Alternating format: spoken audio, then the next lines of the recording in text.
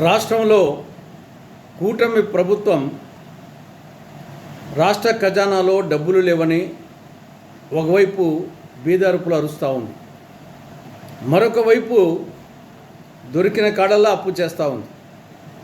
కానీ అదే సమయంలో కేంద్ర ప్రాయోజిత పథకాల కింద కేంద్ర ప్రభుత్వము తన వాటాగా విడుదల చేసిన నిధులు బ్యాంకు ఖాతాలో ములుగుతూ ఉన్నాయి.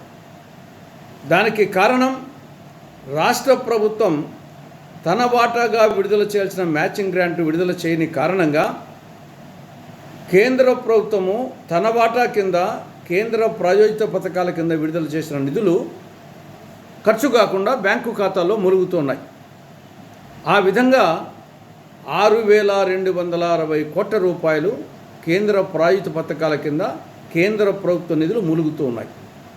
ఇందులో ఉపాధి హామీ పథకం కింద 784 కోట్ల రూపాయలు, పిఎం ఆవాస్ యోజన పథకం కింద 649 కోట్ల రూపాయలు, ప్రధానమంత్రి గ్రామీణ సడక్ యోజన లింక్ రోడ్ల పథకం కింద 442 కోట్ల రూపాయలు, రాష్ట్రీయ కృషి వికాస్ యోజన కింద 452 కోట్ల రూపాయలు, వైద్య విద్యాభివృద్ధి కింద 389 కోట్ల రూపాయలు, ఇలా దాదాపు 66 కీలక కేంద్ర ప్రాయోజిత పథకాల కింద కేంద్ర ప్రభుత్వ వాటాగా విడుదల చేసిన నిధులు 6,260 కోట్ల రూపాయలు ములుగుతూ ఉన్నాయి.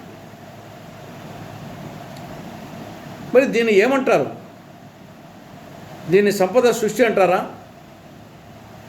కూటమి ప్రభుత్వం యొక్క అసమర్థతకు పరాకాష్ఠ ఇది.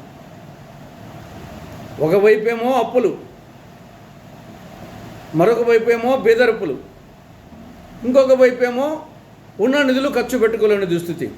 కాబట్టి ఇప్పటికైనా ఇక ఏమాత్రం ఆలస్యం చేయకుండా రాష్ట్ర ప్రభుత్వము తన వాటాగా విడుదల చేయాల్సినటువంటి కేంద్ర ప్రాయోజిత పథకాల కింద నిధులను వెంటనే విడుదల చేసి ఆ మొత్తం కేంద్రం ఇచ్చిన డబ్బును రాష్ట్రం ఇచ్చిన డబ్బును సద్వినియోగం చేసి సకాలంలో కేంద్ర ప్రభుత్వానికి వినియోగ ధృవీకరణ పత్రాలు పంపిస్తే తరువాత విడతలో వాటాగా రావాల్సిన నిధులు వస్తాయి కేంద్రం నుండి.